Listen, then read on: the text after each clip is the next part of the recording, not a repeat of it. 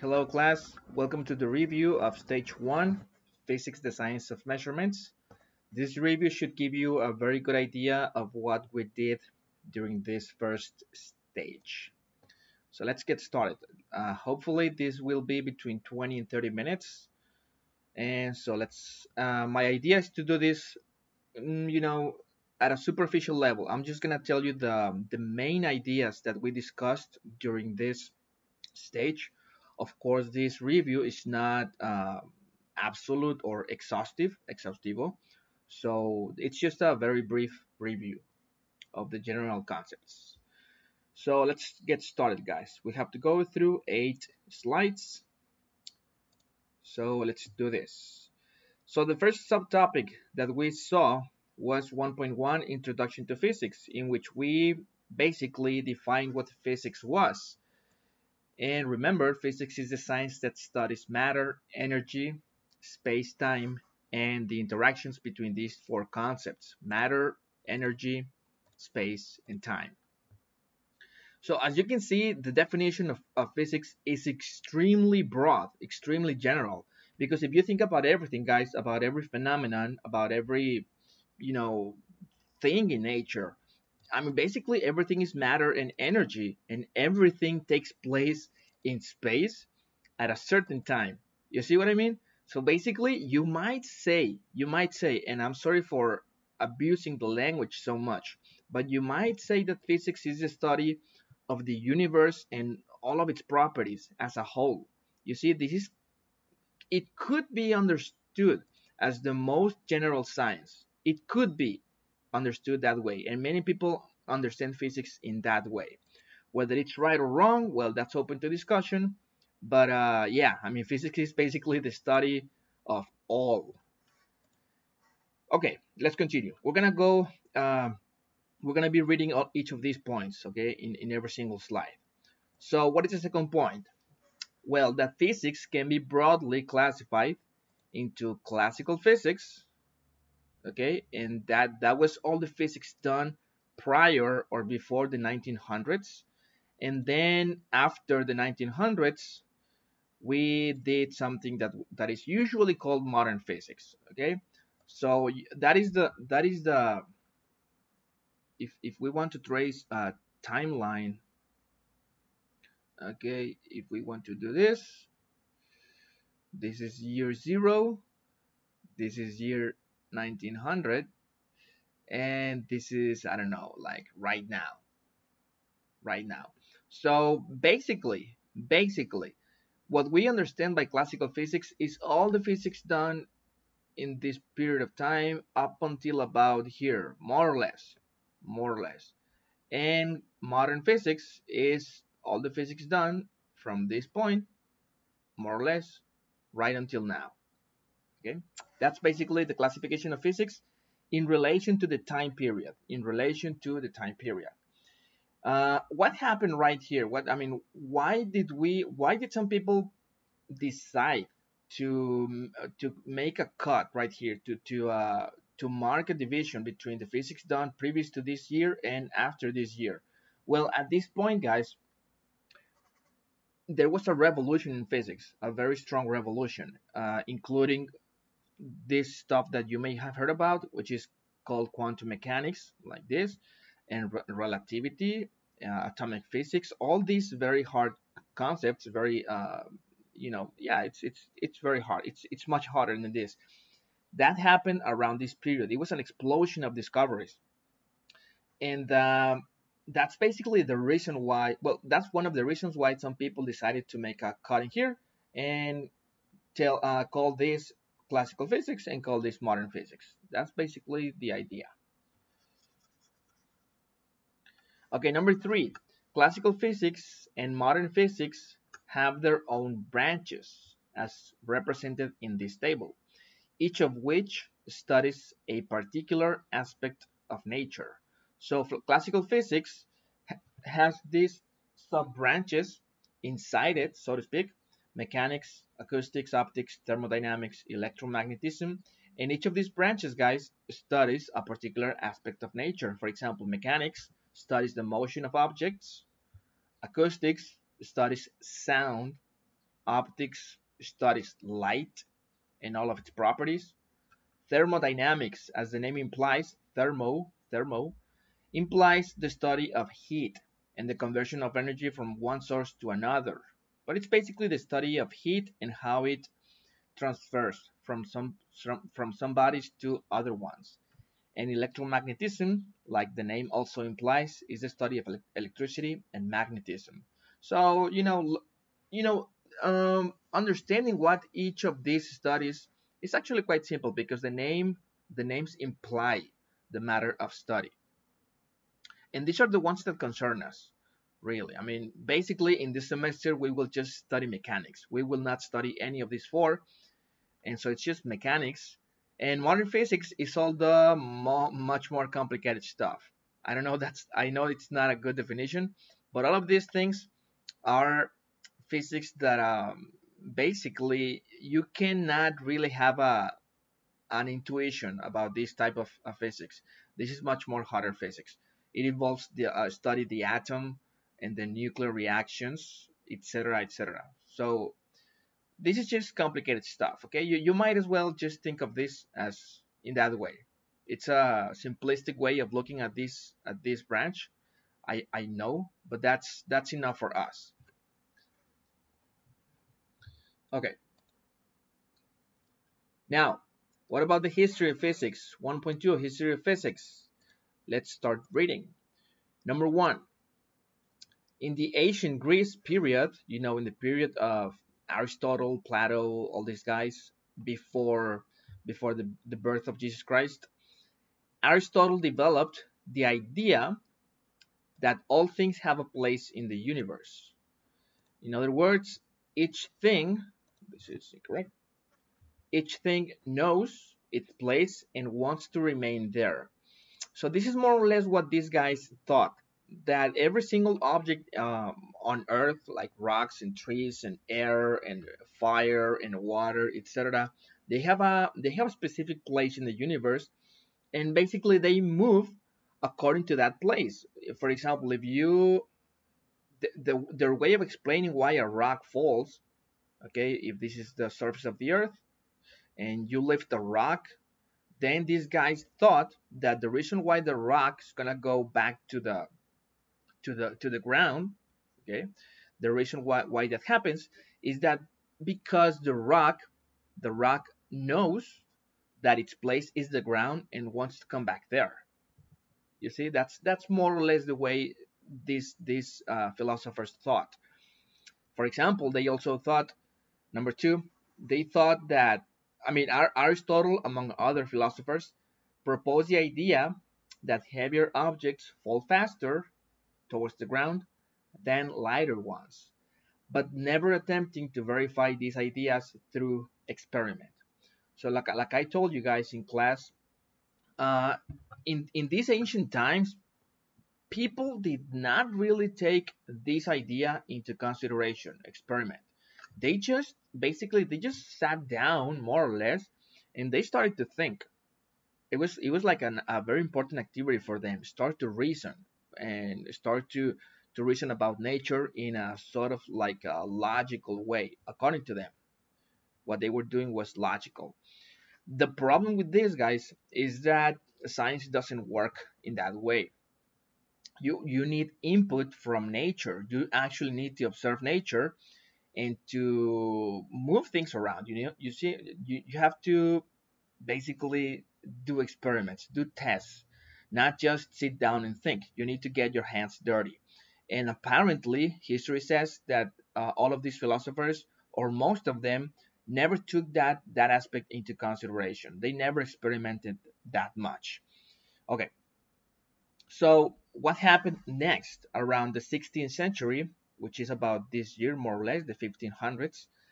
An Italian by the name of Galileo Galilei, an Italian scientist, developed the notion that scientific ideas should be tested with an experiment, giving birth to the scientific method.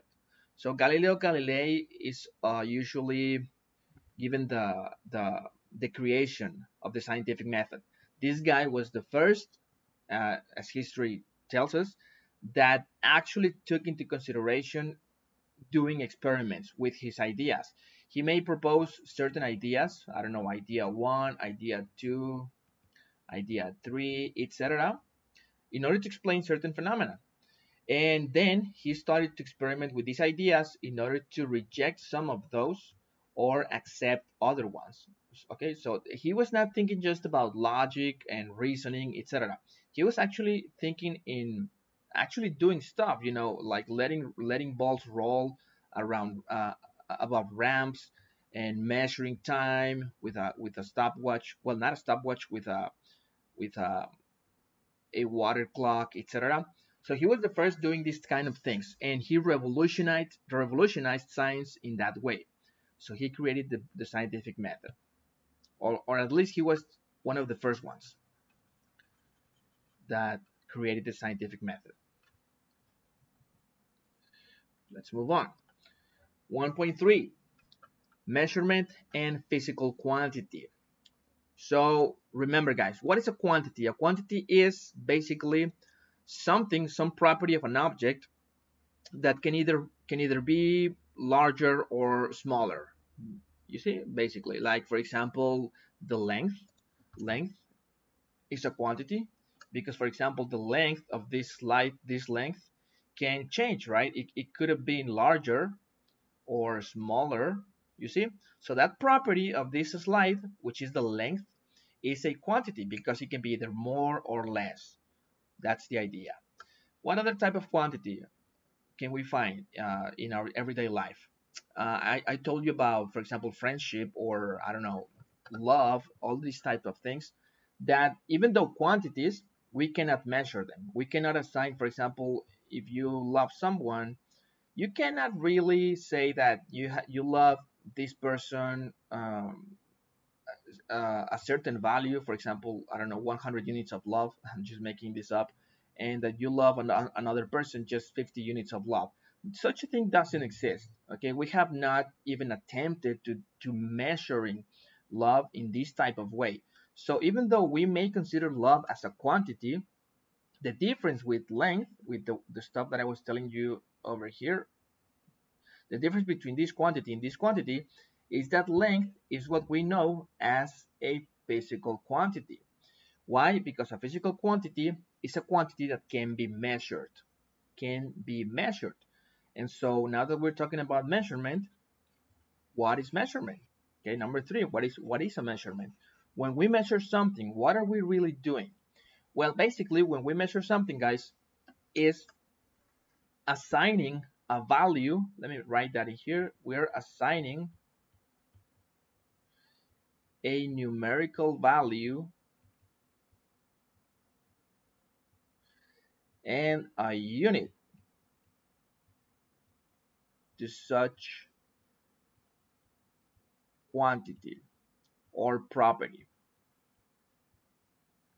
Okay, think about this, assigning a number and a unit. And I may add using an instrument. That's also very important. Whenever you talk about measurements, you're talking about instruments that allow you to take these measurements. For example, if I asked you to measure the length of this side of the slide, what you're gonna do is you're gonna pick up a ruler, and you're gonna, with that instrument, with the ruler, you're gonna measure this, and you're gonna come up with a numerical value and a unit, and you're gonna assign it to this length. For example, I don't know, let's say 22 centimeters.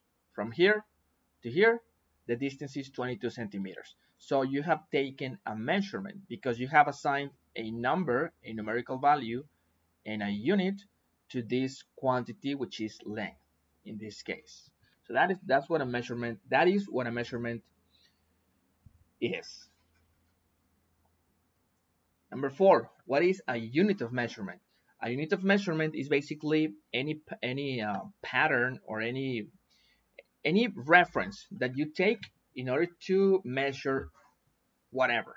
For example, when we measure distances from point A to point B, usually we do that in meters, right? For example, we might say, okay, from my home to CDEP, there are, I don't know, let's say 1,500 meters. Let's say that. So basically, this is your unit of measurement, okay, which is just basically a reference. A reference. This is 1 meter, and this reference allows you to compare this quantity with this and come up with this type of measurement. It's basically a comparison. If this piece of segment, if this segment from A to B is 1,500 times this one, then we say that this measurement is 1,500 meters. It's a very simple idea. It's basically a reference in order to take measurements. If you don't have unit of measurements, you cannot take measurements. This is the first thing you have to lay down, the first thing you have to set. And finally, number 5, physical quantities are classified into fundamental and derived quantities. And I'm giving you here a table, fundamental and derived. Into the fundamental ones, we encounter length, mass, time, temperature, and other ones that I decided not to include because they're not as important for us as these 4. And as derived quantities, we have area, volume, velocity, and some others. Let me explain to you what the difference between these two quantities are. What is the difference between being a fundamental quantity, a fundamental physical quantity, and a derived physical quantity? The idea is very simple, guys. Fundamental quantities are those that you just go straight measuring. You just basically take an instrument and you measure these quantities. That's all you have to do. That's all you need to do. For example, if you want to measure the length of this side, you take a ruler and you measure it, and you're done. That's it. There is nothing else to do. What about mass? If you want to measure the mass of a book, what do? You put the book on a balance. This is your balance or your scale, like a bathroom scale or something. You put your book there, and this scale or this balance will tell you the mass of this object. I don't know, let's say 2 kilograms or something. You see, you just put the object, you use the instrument, and you measure the mass. That's it. It's very straightforward. The same with time. If you want to measure the time period of some event, you take a clock, and basically just measure it. The same with temperature, etc. Okay, so the idea of fundamental quantities is very straightforward. Now, what about derived physical quantities? These quantities, guys, involve not only the measuring of something, but also calculations. So just try to remember that. Derived involve calculations between 2 or more fundamental quantities. And what that means is this, guys. Fundamental quantities. What that means is this. For example, if you want to calculate the area of something, for example, the area of this slide, you first need to measure 2 things. You need to measure this distance or this length, and then you need to measure this length. Okay, so let's call this length 1, and then let's call this length 2. And so the area of the whole slide, the area will be equal to length 1 times length 2. You see? So basically, I'm involving, in the calculation for area, I'm involving 2 fundamental quantities, you see, which are lengths. One length for this, one length for this, and then I multiply them. So I'm doing some calculation with 2 or more fundamental quantities, so I can get the area. That is how you make the difference between fundamental and derived quantities. The next one, for example, volume. What about volume? If you want to measure the volume of something, for example, the volume of a box, what do you need to measure first? You need to measure this side or this length, and then this length, and then this length, Let's call them length 1, length 2, length 3. And if you want to calculate the volume of this box, what you do is this. Volume equals length 1 times length 2 times length 3. Each of these is a fundamental quantity, and when you operate them, when you calculate stuff with them, you're gonna find a derived quantity. This is a derived quantity. What about velocity? Velocity is also derived. Why? Because in order to measure the velocity of something, you first need to measure, for example, if you want to measure the velocity of a car going from point A to point B, the car is here and it's gonna arrive here. Okay, so if you want to measure the velocity between these 2 points, what do you have to do? You have to measure 2 things. You have to measure the distance, let me call that D, the distance between A and B, and also the time. With a clock, you're going to measure the time that the car took to go from here to here.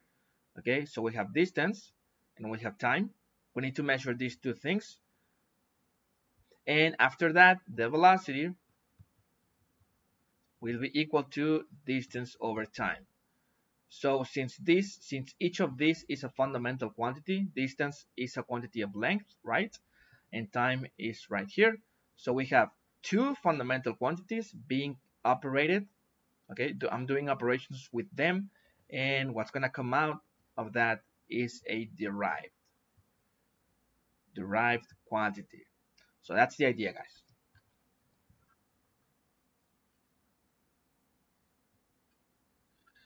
1.4, the International System of Units. A very simple, well, I mean, there's nothing much to say about this other than the fact that this is the system that most of the world uses. This is pretty much the official, world system. And in this system, guys, we have seven units: meter, kilogram, second, ampere, Kelvin, mole, and candela. One more time, the most important for us are just meter, kilogram, and second. These other 4, even though they're important, they're not important for us in this semester. For example, the unit of meter is used to measure length. The unit for kilogram is used to measure mass, and the unit of second is used to measure time. And these are the symbols for each of the units: M, kg, and s. Remember, do not write other symbols for these units. A lot of people write meter as mt. That is wrong.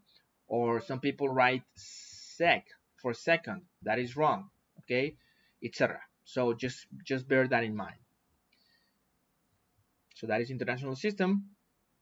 And I think I forgot. Yes, I forgot it. Remember, the other system that is in use throughout the world, that is, yeah, I mean, it's somewhat popular, is the British system or the English system, which is the system that the United States uses, and that for length has the yard as the base. For mass, it's the pound, etc., etc. Okay, so those other English units are also in use throughout the world, but not as popular as the international system. Okay, 1.5, the conversion of units using a conversion factor. Let's see about that. So first of all, what is an equivalence? Remember this word, an equivalence. An equivalence is an equation between 2 quantities written in different units.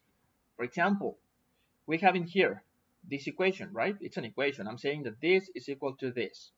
And so basically, well, what that means is that all of this quantity is the same as all of this quantity, but I can see right away that these quantities are written in different units. This one has units of kilograms, and this one has units of grams. So when you encounter this type of equation between 2 quantities written in different units, that's what we know as an equivalence. The same for this. 1 inch equals 2.54 centimeters. That's an equivalence. All right. Number 2, a conversion factor. What is a conversion factor? It's a fraction equal to 1 that helps us in the conversion of units. And remember, how do we get these conversion factors?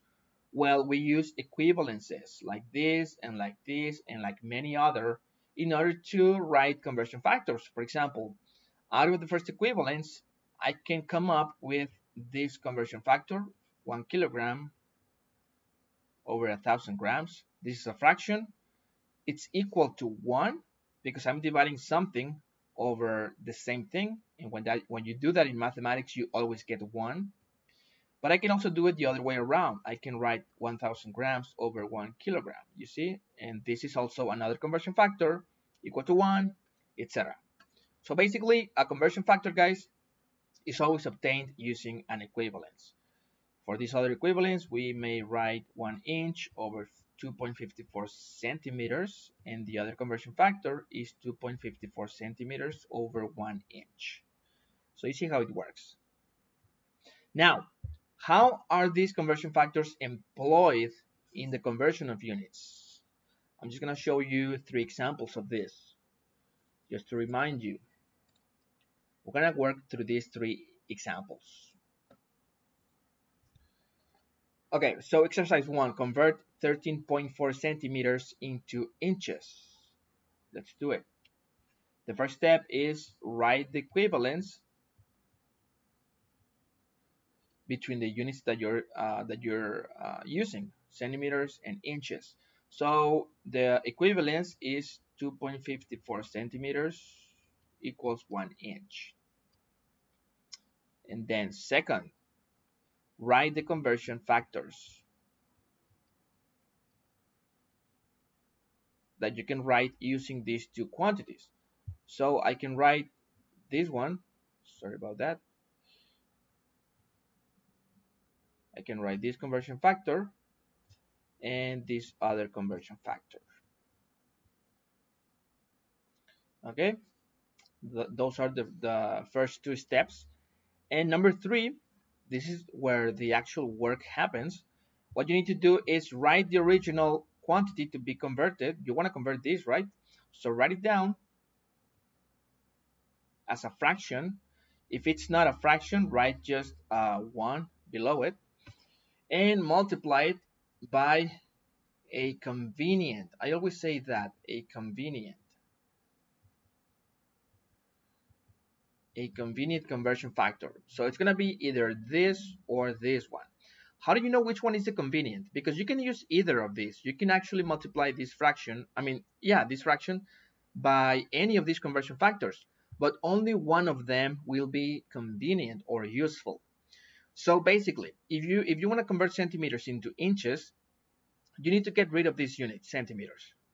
And the way you can do that is by having, in this fraction, by having the centimeters in here, below, in the denominator, right? So that we can employ the law of cancellation of equal factors, and we can cancel these centimeters with these centimeters. So which one of these am I going to use? It's going to be this one, because this is the one that has centimeters below. So let's actually use that conversion factor. So I'm going to write 1 inch over 2.54 centimeters. Then I carry out my cancellation. This cancels this. And the rest is just multiplying 2 fractions. 13.4 times 1 times inch. So you get 13.4 inches over 1 times 2.54, which is 2.54. And after all of this, basically, you can reduce this number or simplify it. You're going to divide 13.4 over 2.54. And what you get, in my case, should be, in this case, should be 5.27 inches. And this is the result, guys. 13.4 centimeters is equal to 5.27 inches. That's how it works. Next. 12 meters per second into kilometers per hour. So number 1, let's write down the equivalences.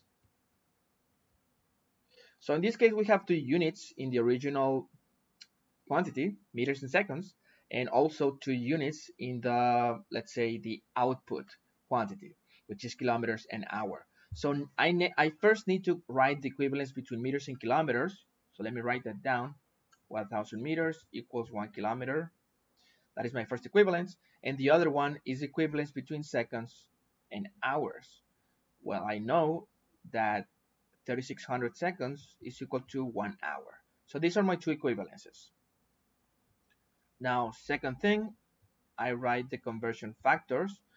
Each of these equivalences will produce two conversion factors. Let me write those very quickly. 1,000 meters over 1 kilometer, 1 kilometer over 1,000 meters. And then I'm going to continue here. The other conversion factors are 3,600 seconds over 1 hour and 1 hour over 3,600 seconds. That's it. And finally, the third step and the most important one, write your quantity as a fraction. Like, don't use the slash. Don't use it. Write this, 12 meters over second. This is the way you have to do it. And you're going to multiply that times times two conversion factors. In this case, we need two conversion factors. Why do we need two and not just one? Because I need one conversion factor in order to cancel the meters, and I need another conversion factor in order to cancel the seconds. So in order to cancel the meters, I need to have meters here, and in order to cancel the seconds, I need to have seconds here. So which conversion factors am I gonna go for? Well, it's gonna be this one because it has meters below, as you can see. And for seconds, I'm gonna use this one because it has seconds on top, like I wanted. So those are the conversion factors that I need to use. Let me write them down. 1 kilometer over 1,000 meters, and then 3,600 seconds over 1 hour. Done. Let me do the cancellation. Meters, meters, seconds, seconds. And the rest is just a simple-minded multiplication of fractions, where I multiply all that I have in the numerator and all that I have in the denominator. So 12 times 1 times kilometer times 3,600, I'm going to get 43,200 kilometers over 1,000 hours. And finally, I just reduce the numbers in here. This over this should give me 43.2 kilometers per hour. If you want, at the end, you can go back to the slash notation. That's okay. And we're done. So 12 meters per second is equal to 43.2 kilometers per hour. Okay, let me skip this one. If I have a little time at the end, I can go back to it. So that's the idea, guys. That's how you use conversion factors in order to convert units. And like I told you before, you don't necessarily have to use this method. No, because it's too lengthy. I understand that it's too lengthy. Some of these problems are very straightforward. I understand that. So if you know how to do that, you can bypass, or you can skip. You can skip the conversion factor method. Only when you are in doubt, when you don't really know what to do, you have to proceed with the conversion factor method, because this will assure you that you will get the perfect correct answer. Okay, and finally, the fundamental kinematic quantities. These 9 quantities that we talked about recently, more or less recently, let's review them very quickly. So we have first kinematic. Remember this thing? What is kinematic? Basically, this word means motion related. You can translate it in that way, more or less, approximately. So basically, fundamental kinematic quantities can be translated, or can be also said as fundamental quantities that relate to motion. That's what this word means. It's got to do with motion. Motion. I don't know if you have I think it was called kinetic. it was like a Nintendo or something, or an Xbox. I don't know. I can't remember, but it was called this way, Xbox Kinetic or something like that. And the reason for this was that this specific device, was played using your body, your motion, in order to play, baseball games and that kind of stuff. I don't know if you know about this. This was way back in the, I don't know, like 10 or 15 years ago. I can't remember. So that's what this word means. So motion. What is motion, guys? Motion is the change of position. When you see an object going from some point, some position to another one by any trajectory, for example, by this trajectory, we say that this object moved. Okay? And in order to say that an object moved from point A to point B, we have to have a frame of reference, like a tree or, I don't know, a mountain, something. We have to actually tell that this object, in reference to these things, moved. We have to measure the distances.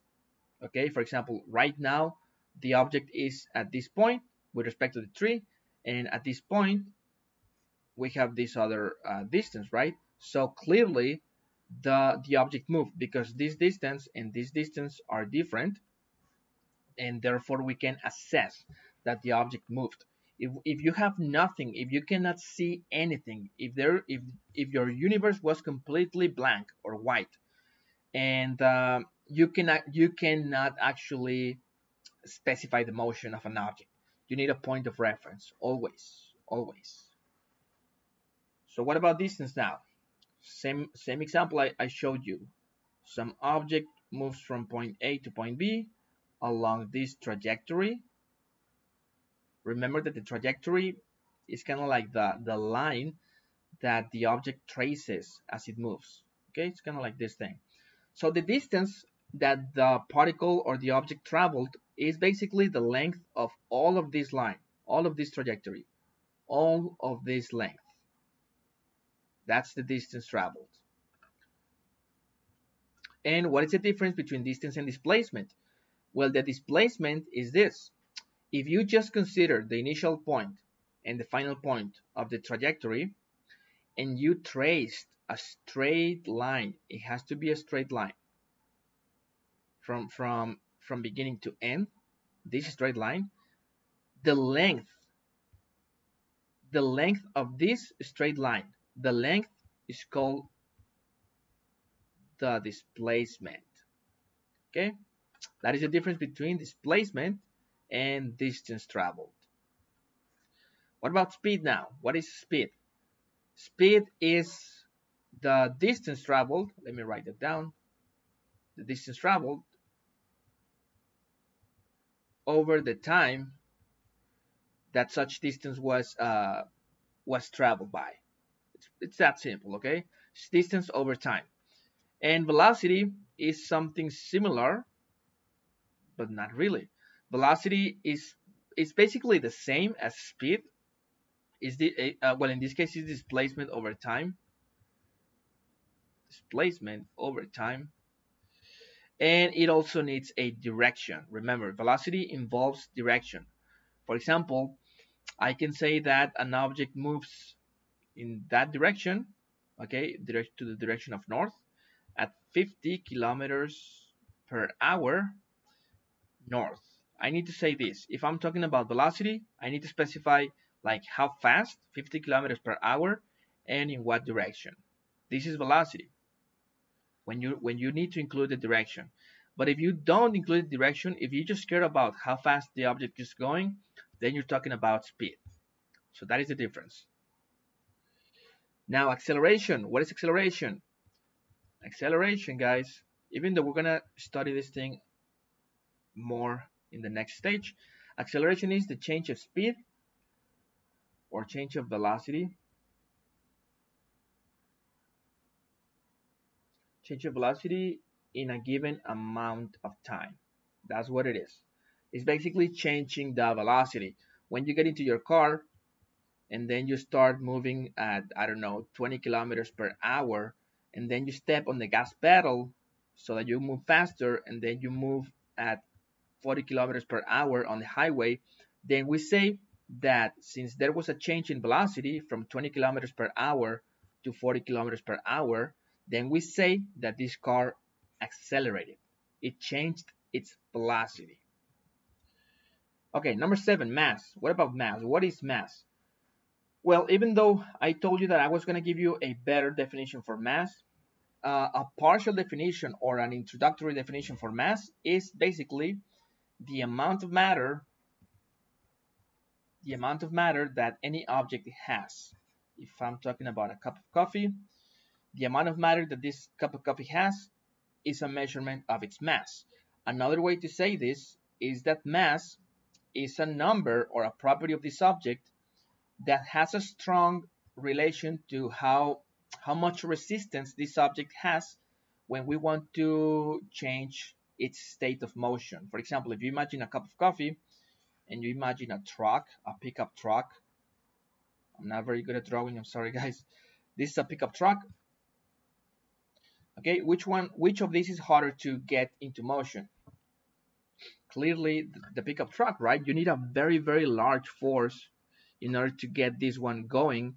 And for a cup of coffee, I mean, basically you need just a very tiny force. So we say that this difference in the resistance to motion is a measurement of mass. Or we also say that this is the inertia property of this object. This object has more inertia or more mass. Let me write that here, inertia. We say that this object has more mass or more inertia because it's harder to get it moving or to change its state of motion. You need a much stronger force than with a cup of coffee, right? This cup of coffee can be moved with a very tiny force. So we say that this has less mass or less inertia. Okay, what about force? Well, what I just said. Force is basically any action that you're gonna impart to an object, or any influence that you impart or apply to an object in order to change its state of motion. Okay, basically in order to accelerate such object. And finally, weight. Weight is a force that relates to the following. If you have a planet or a star or a meteor or something like that, these very, very heavy objects have a tendency to attract everything that is on its surface. For example, you or your car, whatever, any object on the surface or